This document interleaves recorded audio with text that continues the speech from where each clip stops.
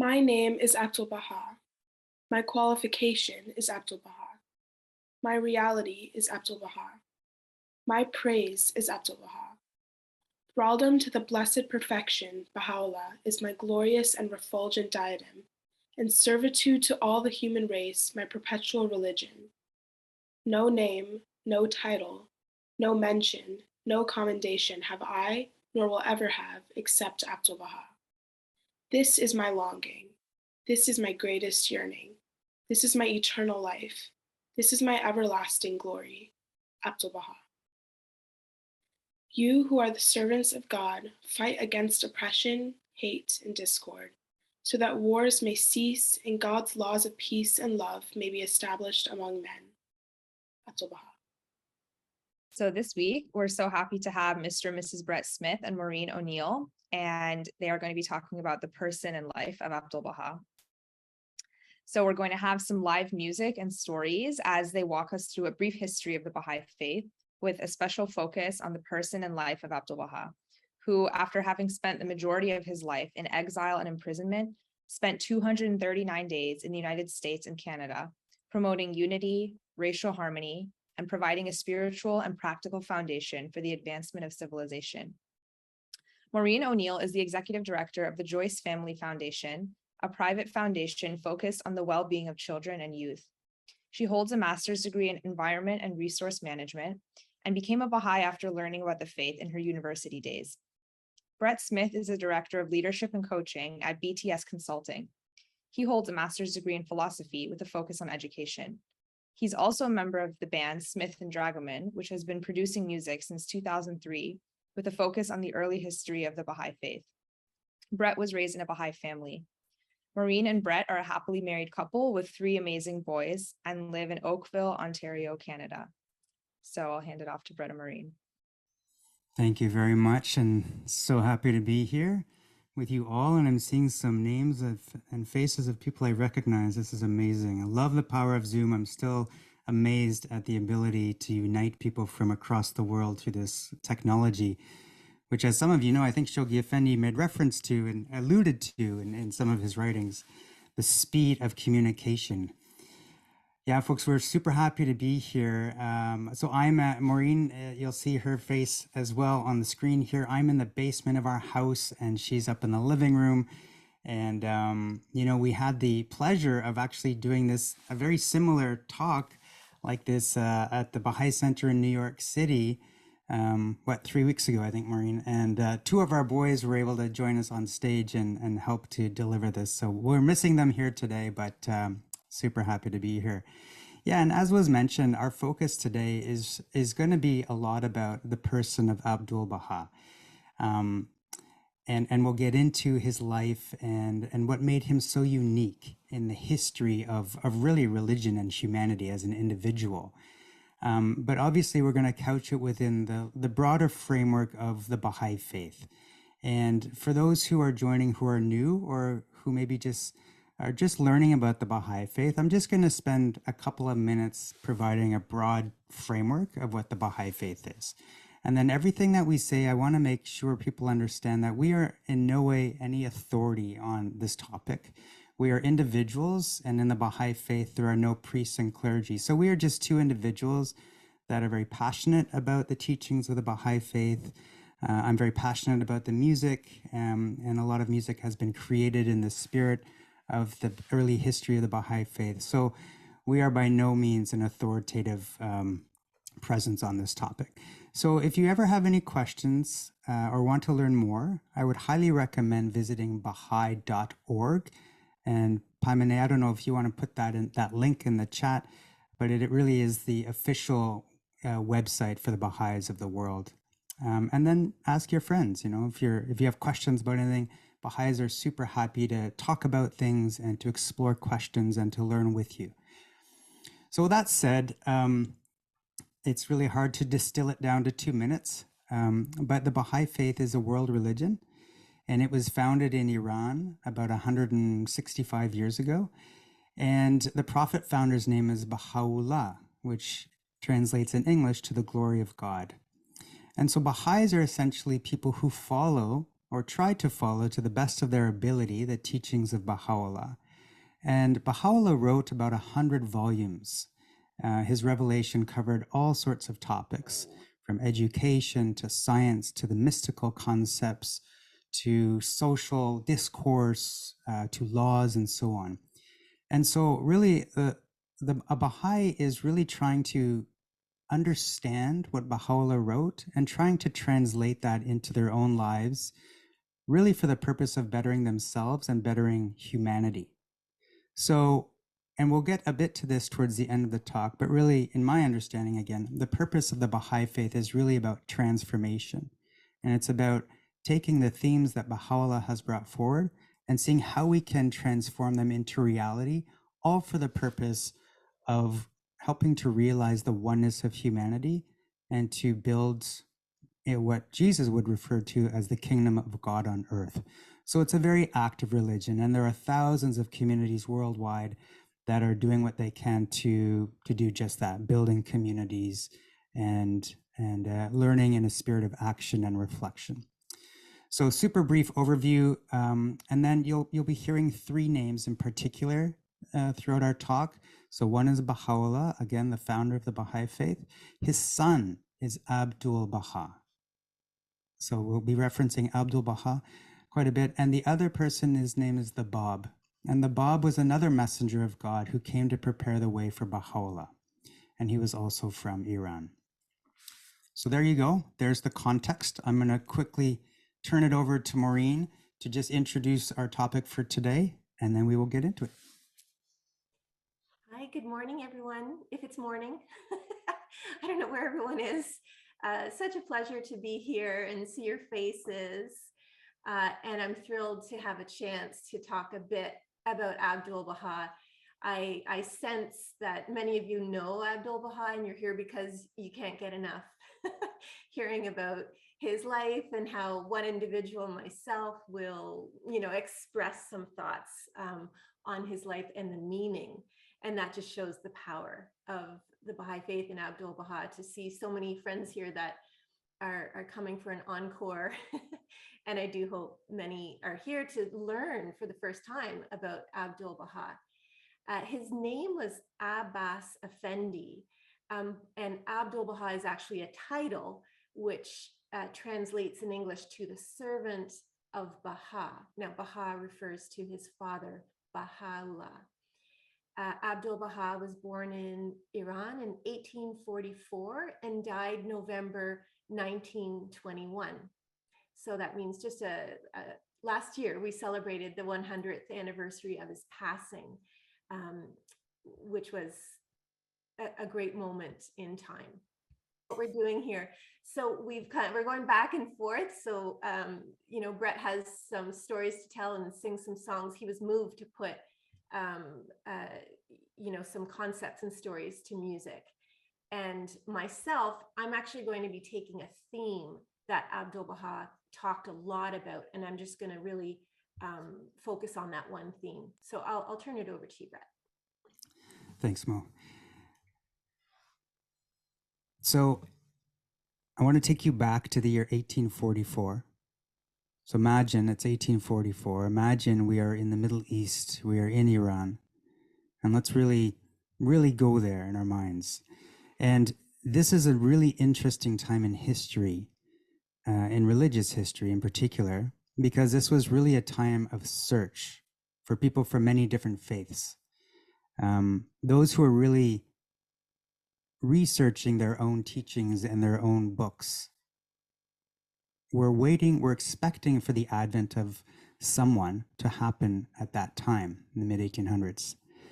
And so in particular, there was a large movement of people in Iran and Iraq who were waiting for the promised one. And so they were praying and they were fasting and they were deepening and they were studying and they were doing everything they could for the anticipation of this person. And there was a person by the name of Mullah Hussein, who eventually, after 40 days of prayer and fasting and travel, ended up in Shiraz.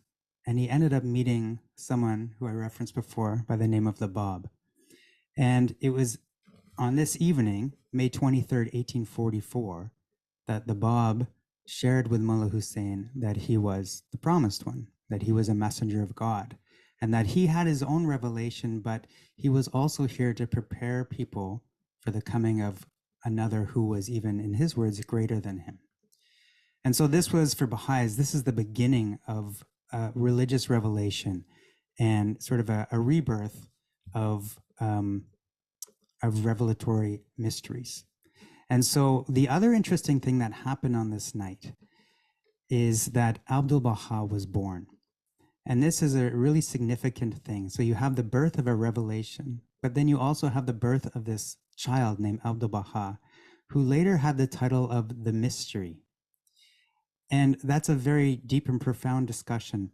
But one thing that we recognize is that Abdu'l-Baha, in our understanding, was the perfect vessel through which the teachings of Baha'u'llah could actually be expressed. And this is a very, very unique station in human and religious history. So Abdu'l-Baha, we believe, perfectly manifested the qualities of Baha'u'llah and was able to bring them to life. And so we turn to him for guidance and as an example. And so this song is called Revelation. Or sorry, this song is called Reflection of Him, and it is about that night when Mullah Hussein met the Bab.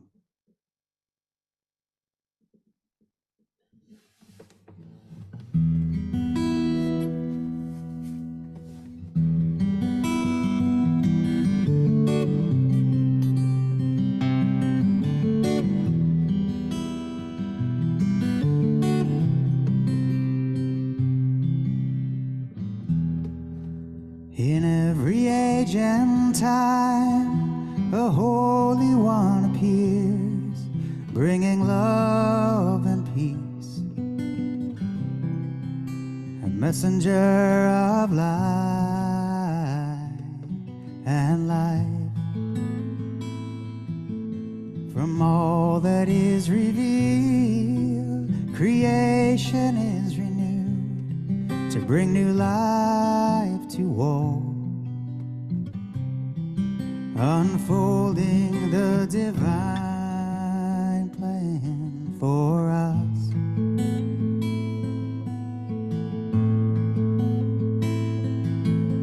And all he would strive to know is him, long to become a reflection of him, of him.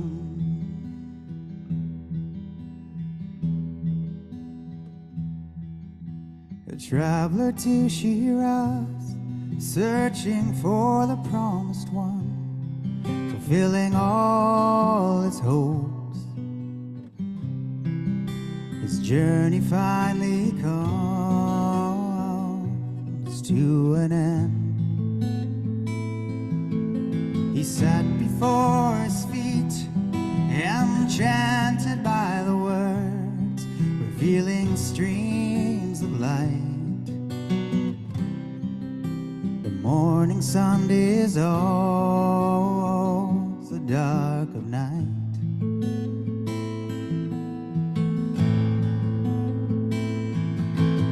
And all he would strive to know is him,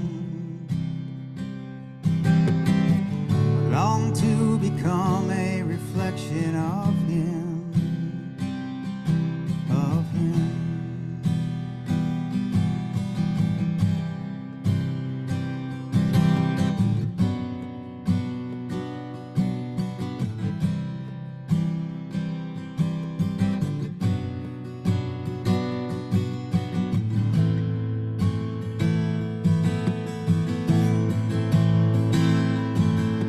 And all I would strive to know is him,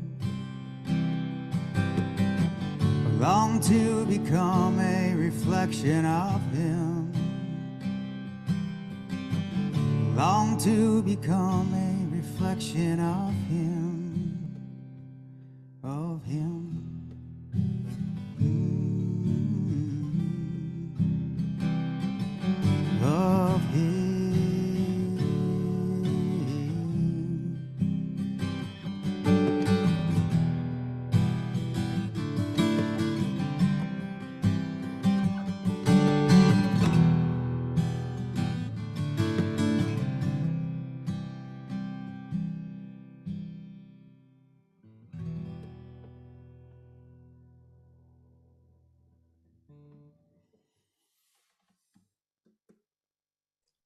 Thank you, Brett. I'll pick up right there, and I'll share a few words and then pass it back to Brett, who has more songs in store. I want to pick up on this theme of Abdu'l-Baha being a very unique figure in history. In fact, we haven't actually seen anyone like Abdu'l-Baha in religious history. Brett mentioned that one of his titles was the mystery of God. And it's really important to understand Abdu'l-Baha's role in order to understand the Baha'i Faith and Baha'u'llah's teachings. Excuse me. So I'll start with this. Baha'u'llah, his writings described a progressive revelation of religion in which individual religions arise to meet the needs of the time throughout the ages. And that the variations or differences in the teachings of these world religions is really just attributable to a world that's constantly changing and needing spiritual renewal and spiritual principles. So this is a key teaching of the Baha'i Faith. It helps us understand that these religious systems are all one. And a great analogy for that is the idea that our understanding of science continues to evolve throughout the ages. Science itself hasn't changed, but our ability to understand new scientific principles evolves. And so it's true with religion throughout the ages. Our ability to comprehend is built on the understanding that humanity has achieved in previous generations. Now, Brett described Abdu'l-Baha as the perfect example of the teachings of the Baha'i Faith. And isn't that interesting? He was born on the very night of the origin of the Baha'i Faith. And Brett used the word, he was like a vessel, someone to contain this newly released revelation of teachings. So if Abdu'l-Baha is the perfect example, then we can look to Abdu'l-Baha for how we might live. And I mentioned that every religion arises to meet the need of its time. That's a very interesting question. What is the need of our time? What is the need of this day and age? I guess you could say we have many needs, but we can also distill that down to the need to understand and actualize the consciousness of the oneness of humanity.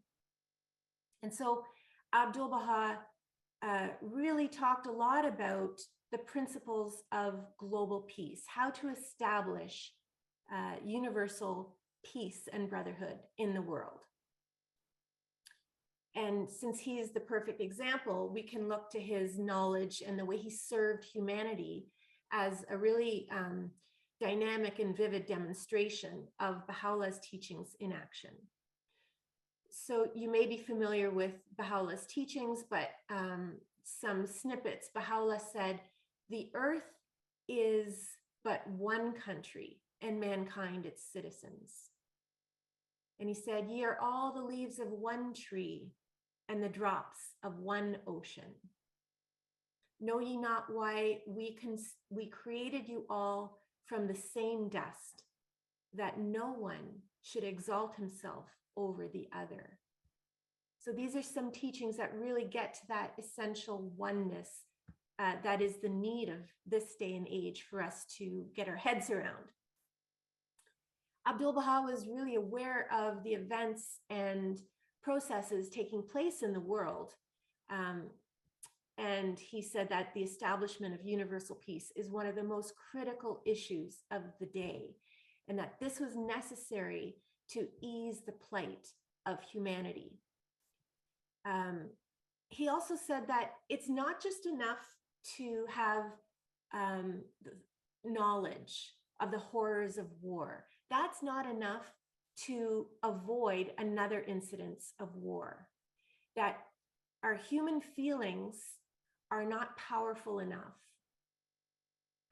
So as an example, after World War I, he said everyone had the word peace on their lips. In the months and years after World War I, everyone was talking about peace. But Abdu'l-Baha said the fire of unquenched hatreds still smolders in their hearts. So you see, the root cause of war had not been addressed, even with the end of World War I. So what is necessary? He said that the influence of the word of God is necessary, that religion has a power, a constructive power to implement change, a big transformation. Other powers are too weak and incapable of effecting this transformation. Abdu'l-Baha commented on the League of Nations, and he said that it was doomed to fail in part because the League of Nations didn't take into consideration the aspirations of the religions of the world. So the power of implementing peace comes through the influence of the Word of God and confirmations of the Holy Spirit. So this was a great theme of his, and I'll bounce it over to Brett, but next I want to continue on this theme to really flesh it out a little more. Thanks, Mo.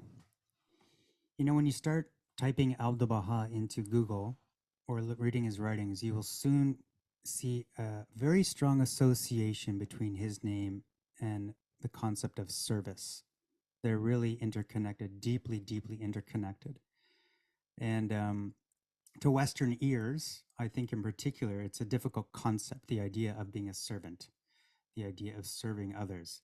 But what I find interesting in my work is that servant leadership is starting to become part of the vernacular, even in Western companies. So it's interesting how this word is starting to maybe be redefined.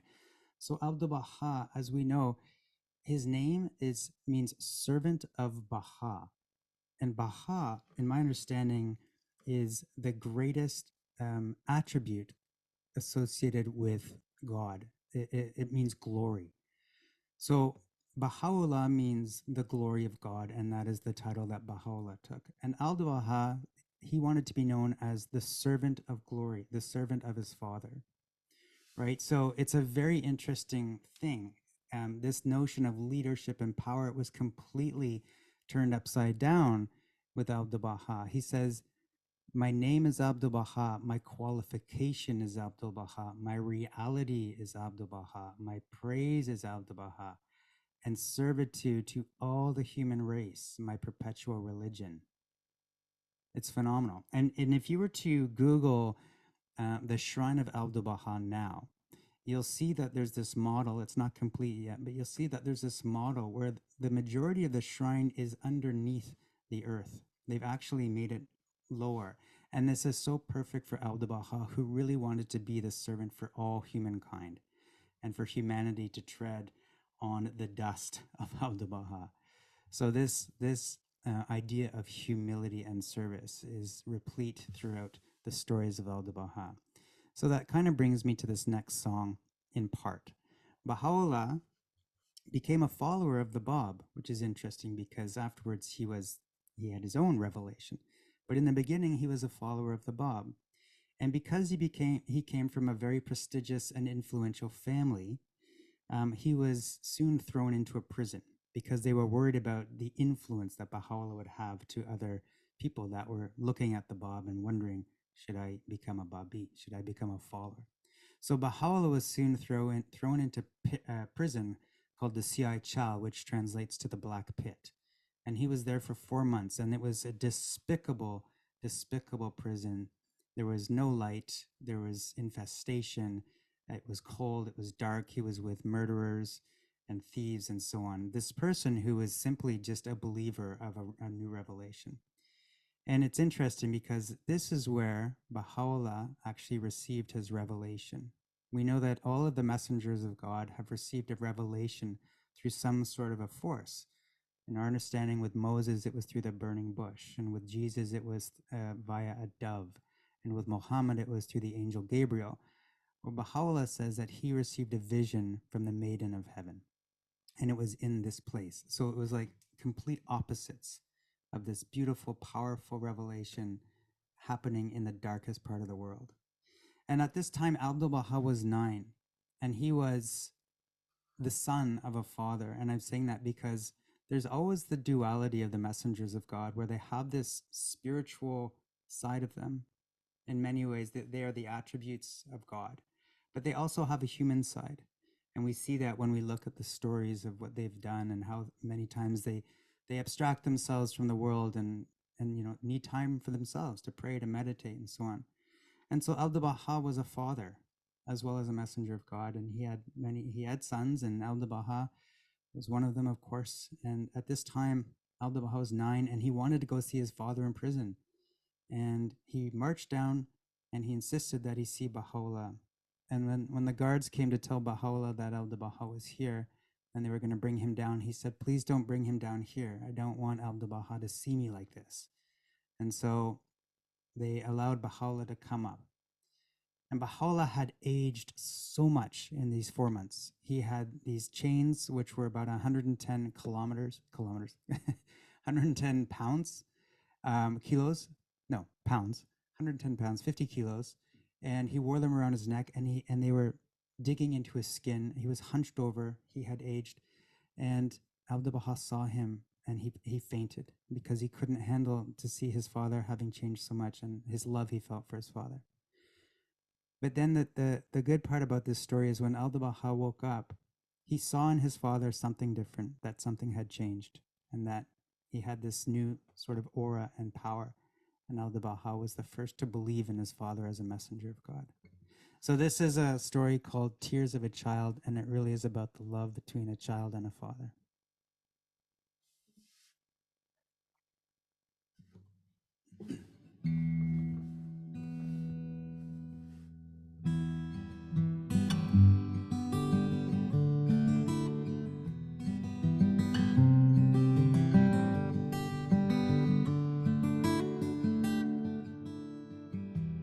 Far away, a distant land, a distant time, there's a boy, a little child, only 9. A loyal son, his father's cause becomes his own, and the attacks rain down on his home. Just the boy and the mother all alone. Wrongly accused, the father's gone, taken away to a dungeon with no light of day. The boy is strong and he tries to carry on, his heart bleeding for his father's song. How can they do him so wrong? How many nights, how many days the child cries, the child prays for him to come home again. The soul's awake, he's feeling weak, little tears stream down his cheek, but he must be strong and carry on.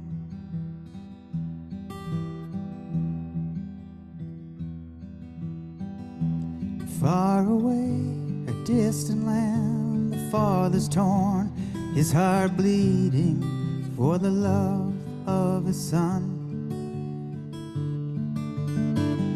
His only wish to comfort him and dry the tears, and to hold him in his arms, to shield the boy from harm. How many nights, how many days the child cries, the child prays for him to come home again. The soul's awake, it's feeling weak, little tears stream down his cheek, but he must be strong and carry on.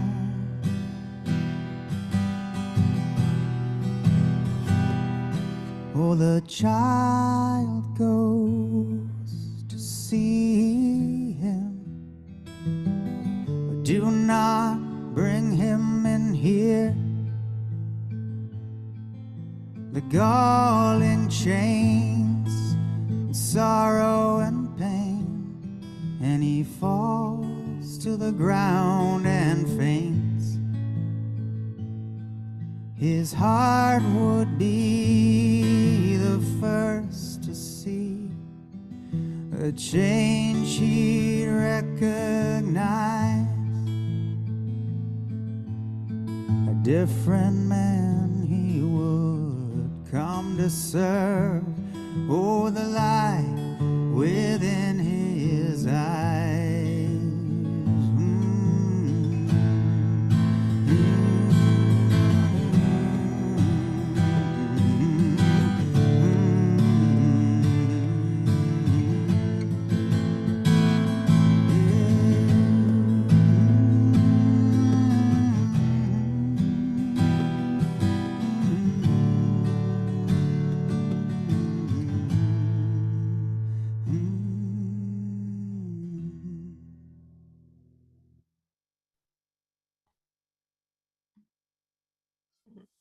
Thanks, Brett.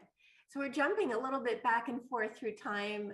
Brett just sang a song about Abdu'l-Baha as a young child, and now I want to talk about him as an old man because I'm still following this theme of the needs of our time and how Abdu'l-Baha really emphasized the pursuit and practice of peace. In 1909, the Sultan of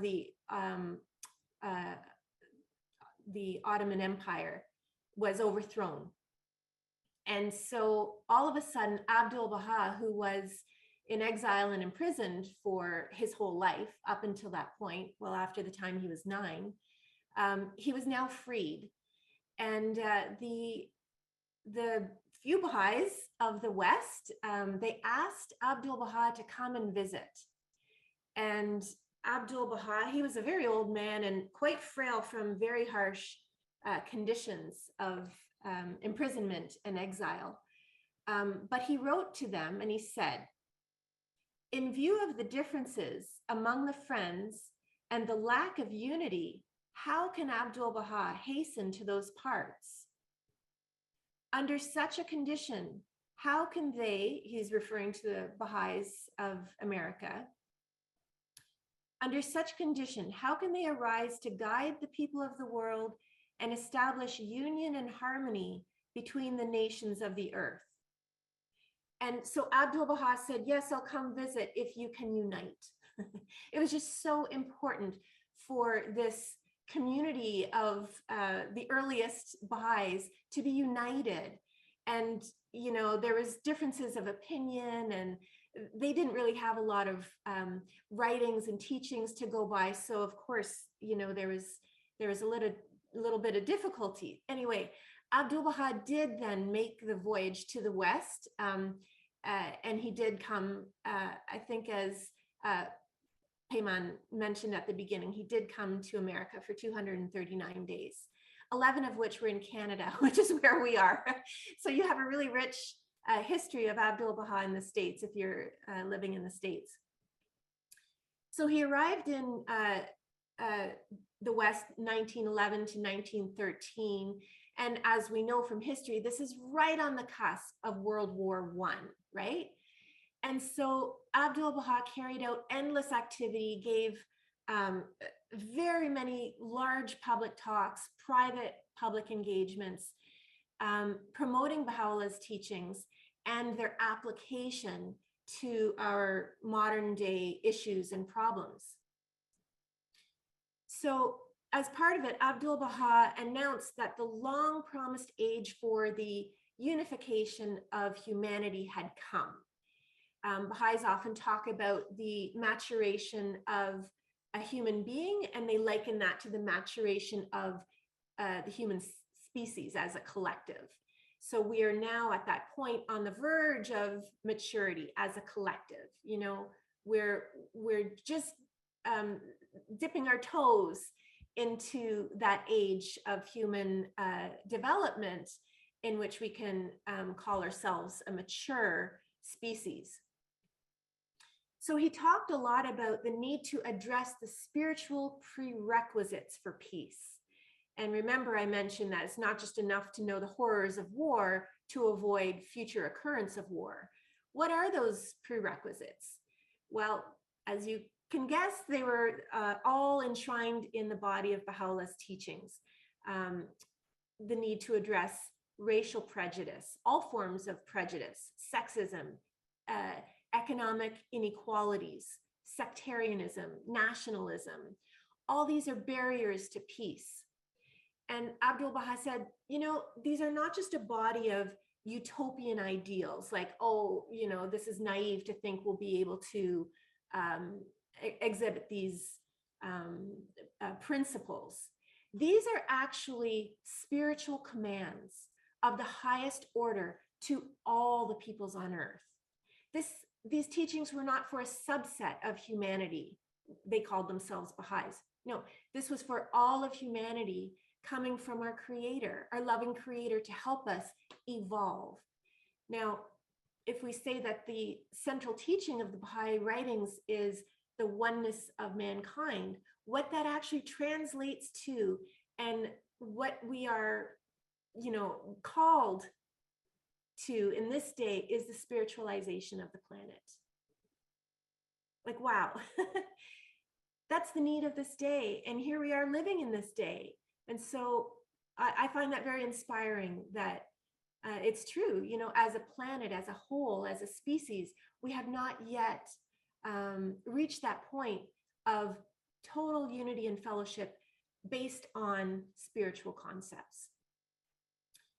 I saw a photo of Abdu'l-Baha in 1913 in Germany visiting with the Baha'is. And I can only imagine he was talking about all of these principles about the equality of and the nobility of all the peoples of the earth.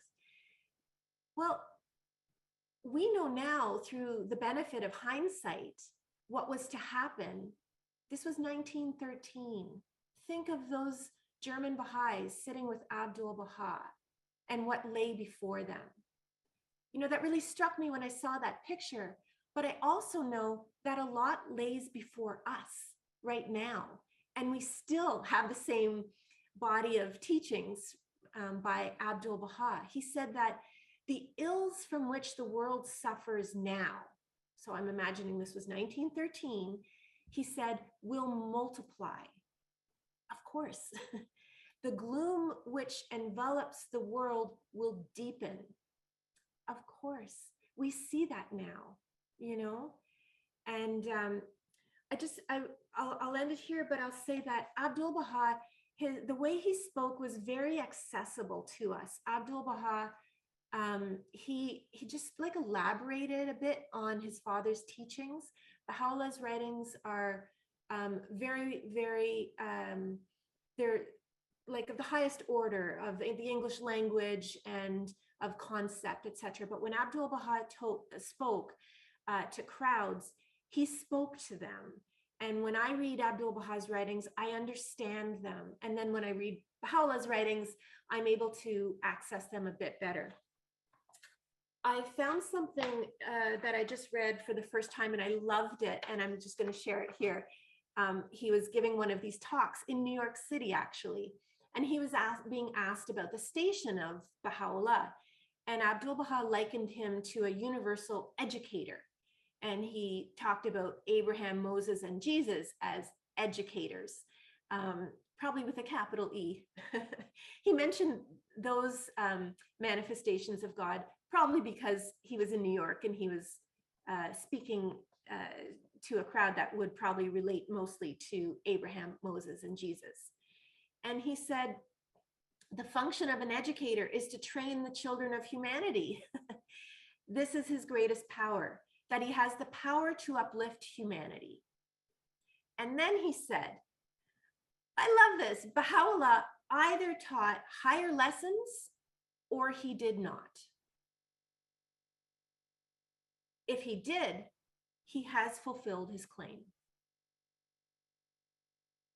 And he went on to explain a bit about how Baha'u'llah's education has uplifted and will continue to uplift humanity.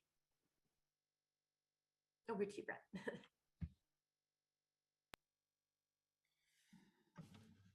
So in 1792, in France, there was a revolution and the official dethroning of God.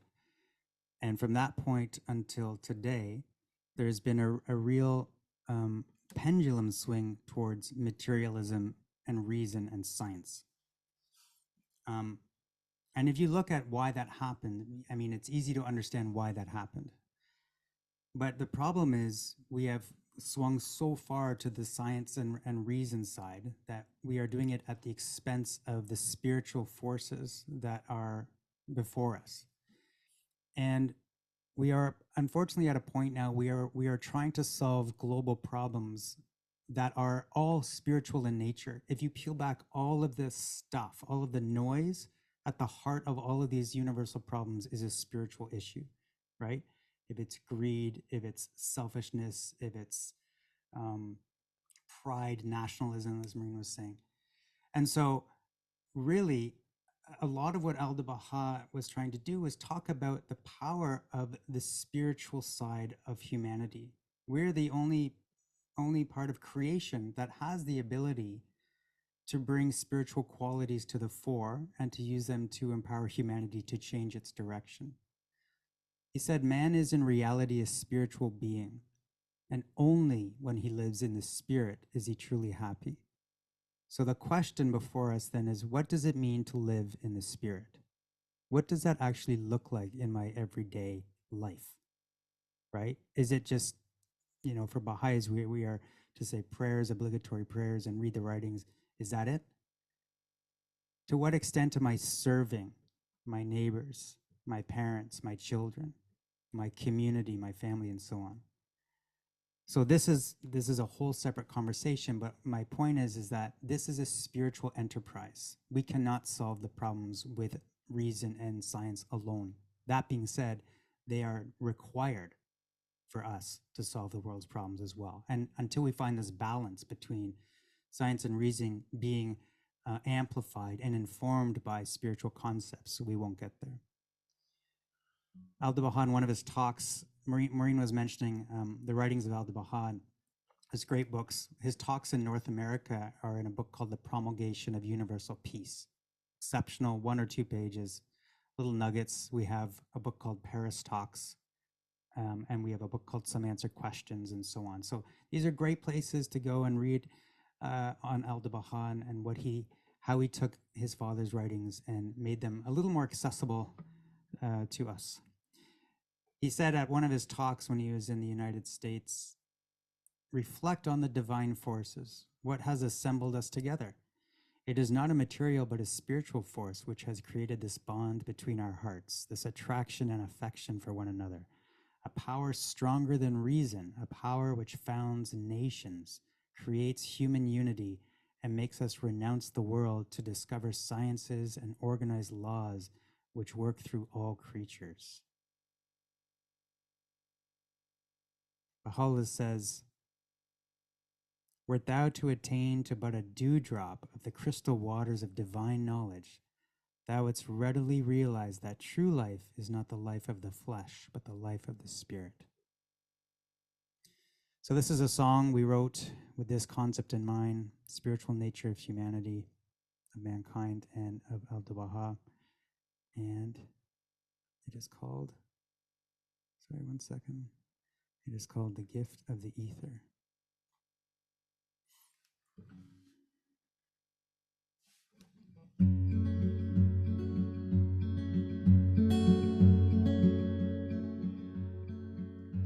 O bird that lifts thy weary head, awakened by the dawn,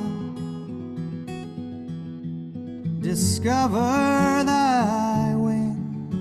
can lift in flight and soar in the realms beyond,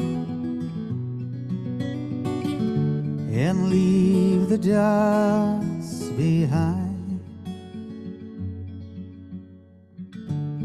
What is this light in the mirror of heart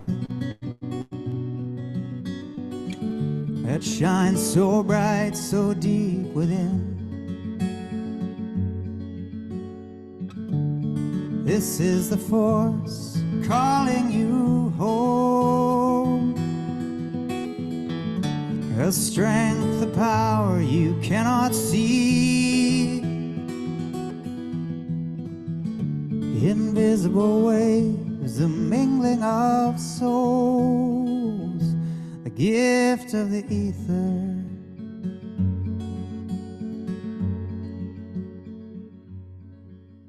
His mystic breath enchants thy dreams, sweet scent will intoxicate. The still reflects a call to know, the spark that spreads the servant's glow, ignites the lamp within. What is this light in the mirror of hearts that shines so bright, so deep within? This is the force calling you home, a strength, a power you cannot see, invisible waves, a mingling of souls. This is the force calling you home, a strength, a power you cannot see, invisible waves, the mingling of souls, the gift of the ether.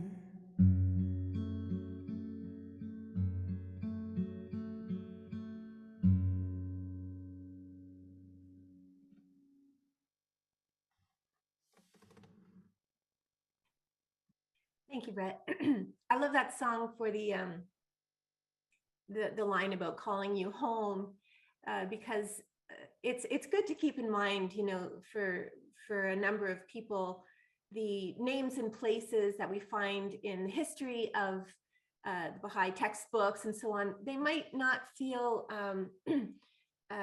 like familiar, difficult to pronounce sometimes, but this idea of calling you home, I can relate to, because the presence and voice of God has always been among us, from whichever tradition we've been raised in, and so it's that calling home that I you know, when I read Abdu'l-Baha's writings, I thought, no, I already know this voice. I recognize this voice. It's a voice that I was raised with in the church. You know, it's the same voice. So it called me home. So back to our exploration of Abdu'l-Baha and his journey to the West. He was talking about the social and spiritual illnesses that contribute to conditions of war. And I named some of them before. So isn't that interesting? He wasn't talking about things that are nice to have, you know, that is even optional.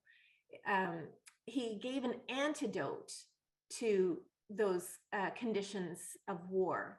And he talked about these spiritual forces that come from religion, in this case, Baha'u'llah's writings, that will transform hatred, division, and war and destruction into love and unity and dignity and nobility. And that we needed to turn our thoughts to that, and that things would continue to progress in in a you know, in a detrimental way until the chaos and confusion becomes almost unbearable. And then will humanity awaken to religion and the forces of the spirit. So that's, I feel where we are now, where a lot of things in society, they don't really make a lot of sense, or shockingly, they're falling apart. Time-honored institutions or ways of thinking. And now I've come to understand that they just don't fit the needs of this day. And so they're just being like rolled up and moved out like an old rug in the living room. Out it goes.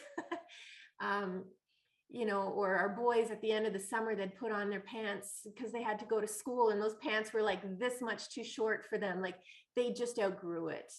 You know, there is something in the writings that says the playthings or the toys of childhood do not satisfy the adult mind. And I just feel like that's where we're at now. We need to work on institutions that really speak to the reality of this day. So I don't get too distracted by the crumbling of these time-honored institutions, because I do feel as though they're making way for new thoughts, new institutions to take their place.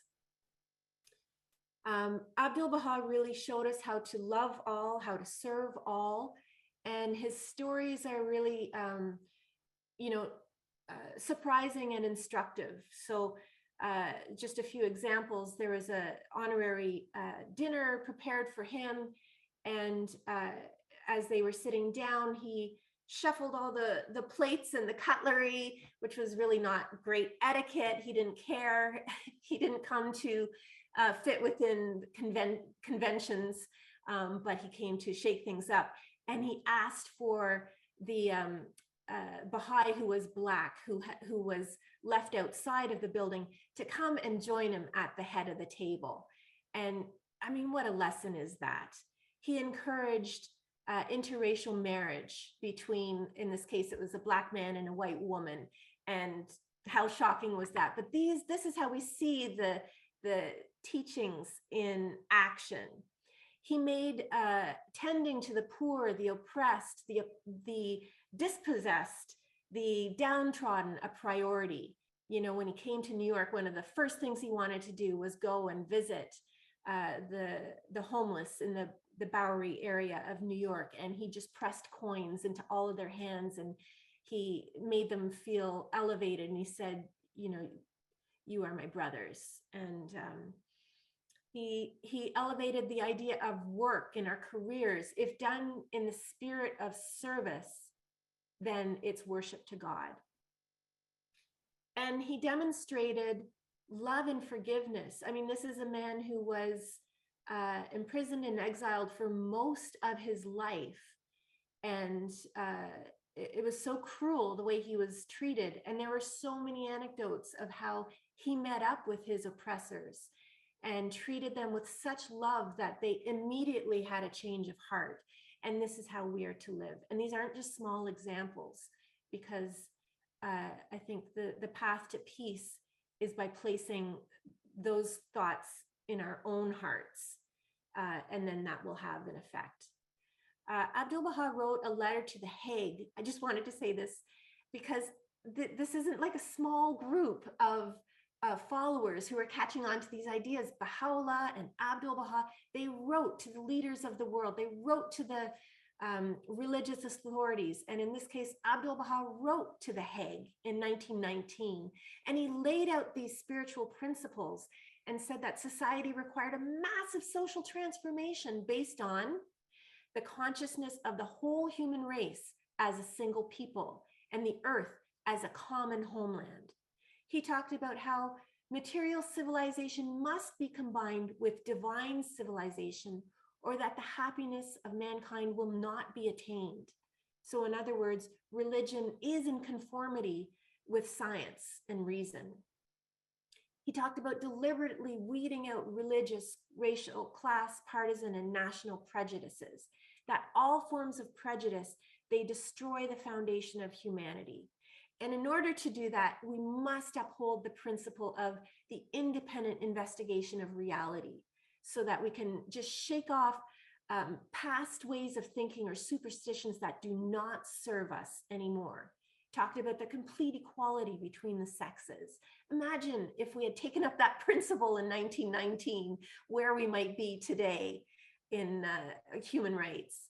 And he talked about the need for universal education of children and so on. These are some of the teachings as Abdu'l-Baha approached New York in 1912, I guess. He saw in the skyline the Singer Sewing Machine Building, which was at the time the second tallest building in the world. And he was amazed seeing these skyscrapers. He would be even more amazed now, I'm sure. But he made a comment about how these are the minarets of the West. Of course, the minaret is the tall tower where Muslims are called to prayer from that tower. So he was making a comment about how we worship material civilization in the West and how that really needs to be mitigated with our tending of our spiritual nature. I'm going to stop there. Go ahead, Brett.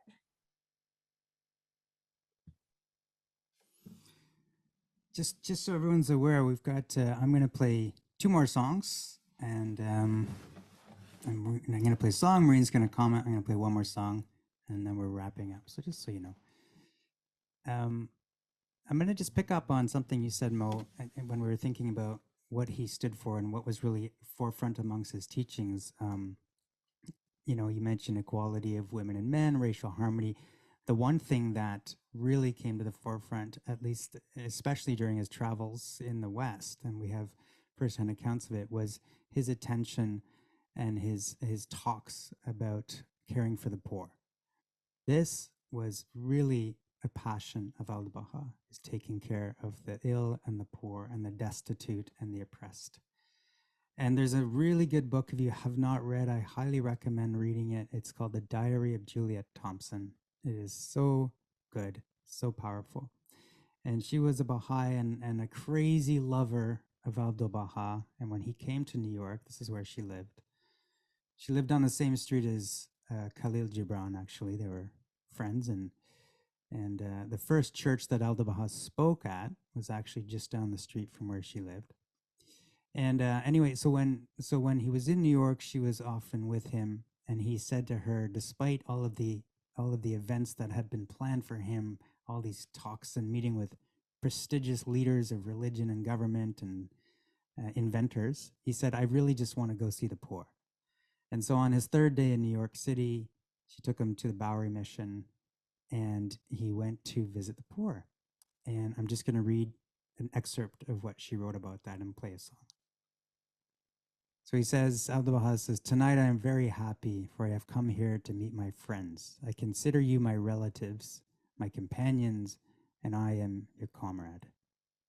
And then Juliet writes, as the men filed toward him, he held out his hand to the first, grasped the man's hand, and left something in it, perhaps 5 or 6 quarters. The man glanced up surprised. His eyes met Abdu'l-Baha's look, which seemed to be plunging deep into his heart with fathomless understanding. He, this poor derelict, must have known very little of even human love or understanding, and now, too suddenly, he stood face to face with divine love. He looked startled, incredulous, as though he couldn't believe what he saw. Then his eyes strained towards Abdu'l-Baha, something new burning in them, and Abdu'l-Baha answered with a great flash, revealing a more mysterious, a profounder love. A drowning man rescued or taken up to heaven. I saw this repeated scores of times.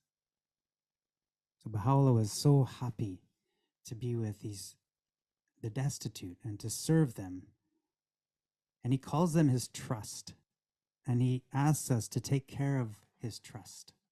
That it is our goal, our mandate, as part of what we do as Baha'is, to take care of the poor in any way we can. So this is called the trust among us.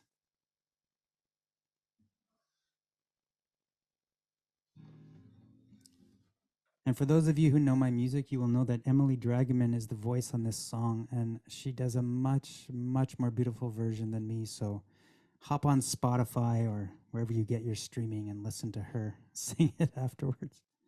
Or don't.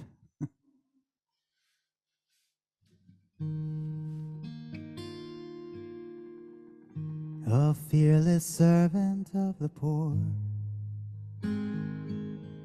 this prisoner freer than us all, good ground made ready by the rain, and it pours down on him. He gave all he had away,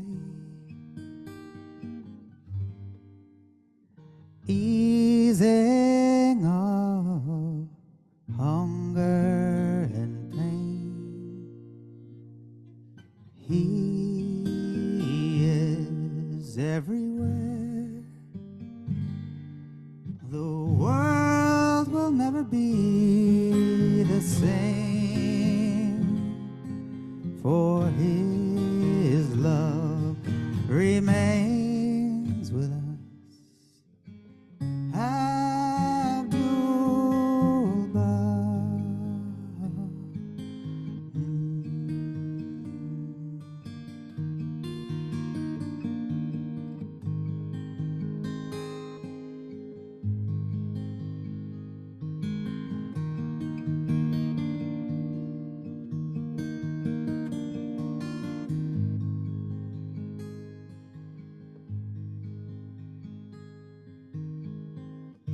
He heard the crying of his trust,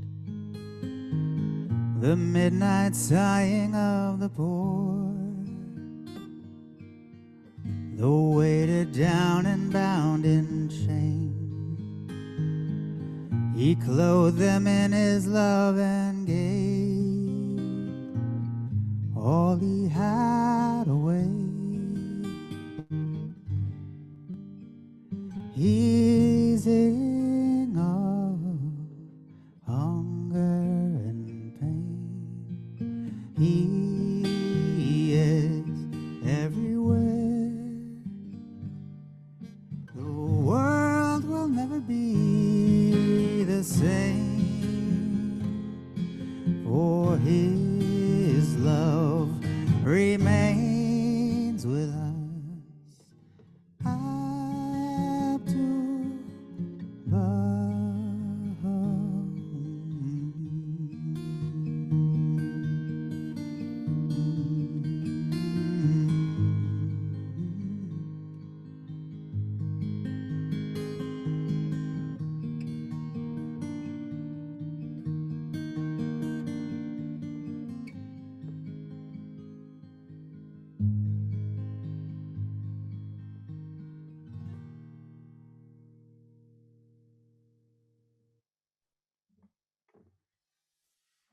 Hey friends, I see you're still with us. So I'm actually going to wrap up my comments because there's really so much to say, and I'll just have to be happy with with what we have said and not be plagued by what we haven't been able to say or convey. And just that's an open invitation to explore more on your own. But this idea that in 1844, at the very beginning of the Baha'i Faith, we think of the explosion of knowledge and technology. Um, that's the physical side of things. As for the spiritual side of things, there's also meant to be an explosion of spiritual civilization, of spiritual evolution. And so we were given capacity as a human species to rise up to that challenge. We've certainly taken up the mantle of transforming the world in a physical way, in such a way that we can barely recognize our society now from, the early 1800s. And we have that capacity now to transform the world from a spiritual perspective to such a degree that it will be unrecognizable from what it is now. So that gives me endless hope, gives me excitement to live in this day and age.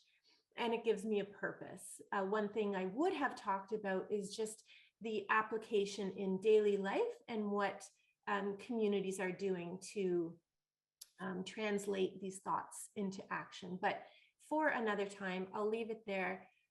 My greatest honor today, seeing you all, and I'll sign off.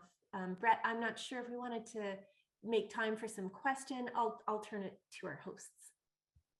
Yeah, we have some time for questions. I'm just going to end with this last song and on these words from Abdu'l-Baha.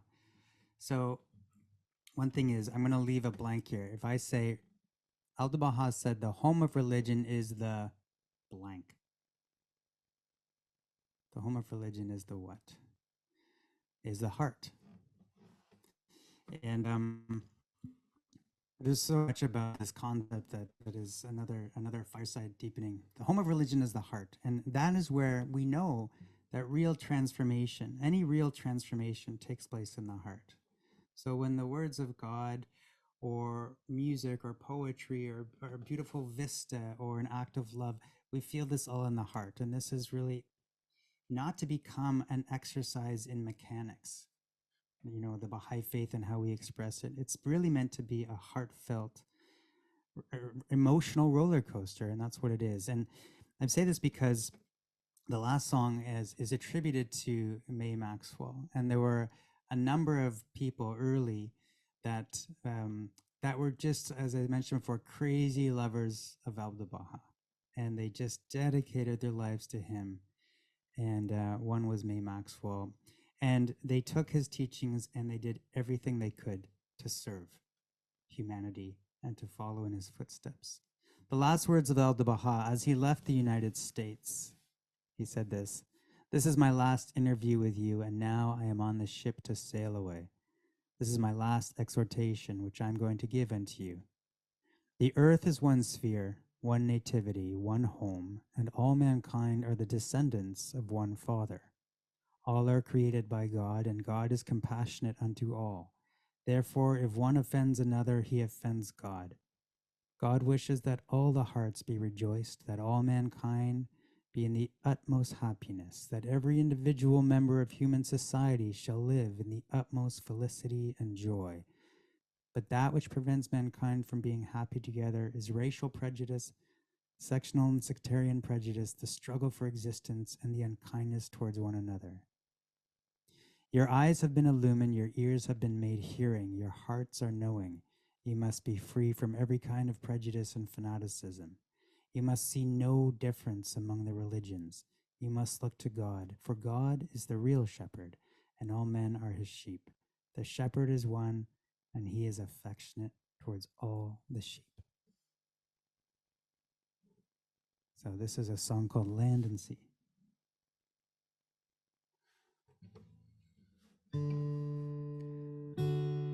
I'll cross land and sea to follow thee. Take me on a journey of love. Lead my steps aright by your light and your life. Fill me with the fire of love. How you came to me, even only in a dream, shining light on what I could not see, and I will follow thee in discomfort or in ease. I'll cross land and sea. And I have heard your call and set out from my home. Restless and ablaze I will go. When my time has come and my service is done, let me circle around where you lay. How you came to me, even only in a dream, shining light on what I could not see, and I will follow thee. In discomfort or in ease, I'll cross land and sea.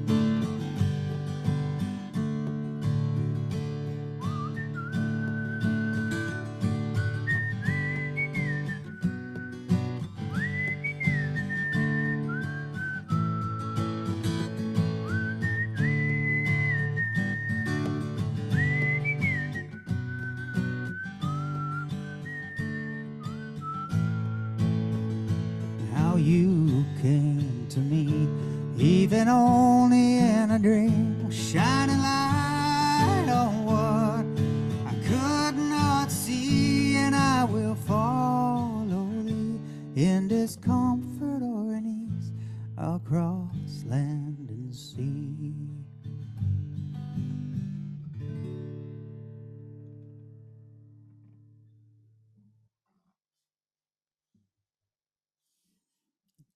Thank you so much, everyone. We'll turn it over to you, Pamani.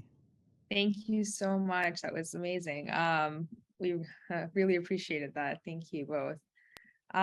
So we have some time for questions. So if anyone has any questions, please go ahead and put it in the chat. What would you both say is the one piece of Abdu'l-Baha's life or legacy that you hope people carry with them today? You go first, Brett, and then I'll say something different. Oh, man. You know, I think I kind of alluded, well, I didn't allude to it, I spoke to it. Just equating Abdu'l-Baha with service. And it's hard to distill down to one thing, but, you know, there's a beautiful prayer that many of you will know, the Tablet of Visitation by Abdu'l-Baha. And in that prayer, he uses the word servant 7 times. And it's not a long prayer. And so for me, that's, when I think of Abdu'l-Baha, I just think of service. And how, if I am meant to live my life according to Abdu'l-Baha, what am I doing to serve every area of my life? Everything, every little action I do. And they don't have to be grandiose things. It's not about necessarily doing a huge fundraiser for a cause. It's about those little micro things that we do every day. You know, holding the door for somebody, visiting somebody who's sick, saying a prayer for somebody, like these things. So for me, that's the big takeaway, and looking to Abdu'l-Baha for inspiration on how we can keep that at the forefront of our thinking. For me, I guess it's the extreme love that Abdu'l-Baha had for everybody, and the way he interacted with people. We have accounts of him listening and really being a good listener, so that people could unburden their hearts. And he was just so wise in what he said. He would often pause a second to sort of be inspired by what to say. And I like that. I like, you know, the example of seeing people in my life as, you know, this is another child of God, and they're on their path, and what can I learn from them, and what can I say that might be alighted to my mind, that would be nice for them to hear at this moment. Everyone walked away feeling completely loved, heard, seen, and uplifted. Oh, that's not, I don't think I'll achieve that. But you asked what I'll take away with me. Thank you. Okay, I think you guys honestly did such a comprehensive presentation that people were left satisfied. So thank you so much, both of you. We really appreciated that, and I loved the music, the stories. It was really great. Thank you. Thank you for having us. So nice to be here with you all. Keep it going. Yeah. Thank you, everyone. So nice to be here, and thank you for the invitation. Of course. So our speaker next week will be Dr. Dara Feldman, and she'll be talking about virtues, a Baha'i perspective on the meaning of life.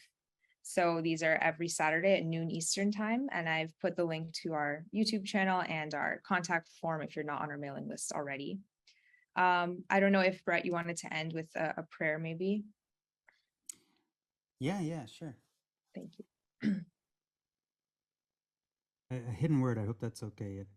It's a song I wrote, but then has a hidden word in it. It's called Traces. There are traces, a circle in the sand, heaven spoken through the wise one's hand on the shore of oneness. I leave myself behind and step inside.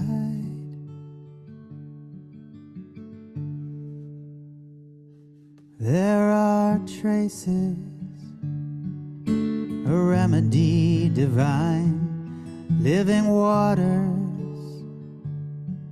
He unseals the choice wine, divine healer. His finger on the pulse of all mankind.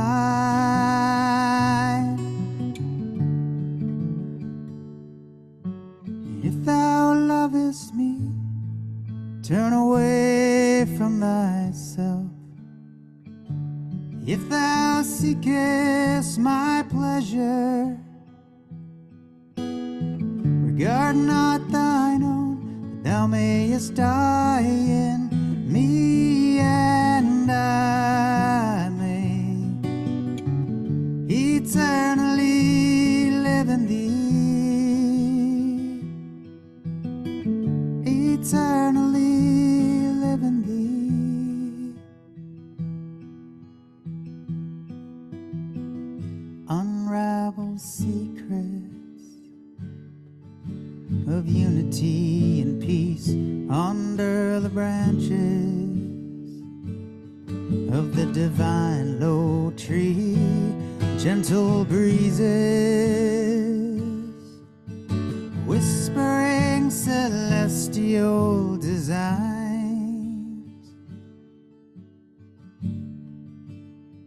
And I approach the circle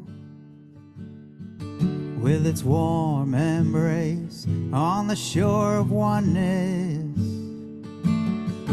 by the sea of grace, through rings of fire.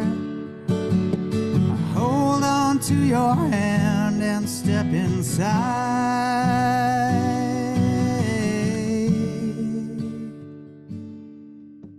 And if thou lovest me, turn away from thyself. If thou seekest my pleasure,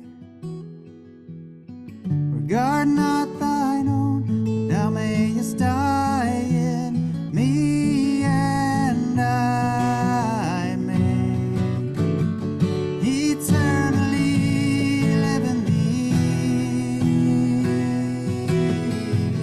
eternally live in thee, eternally live in thee.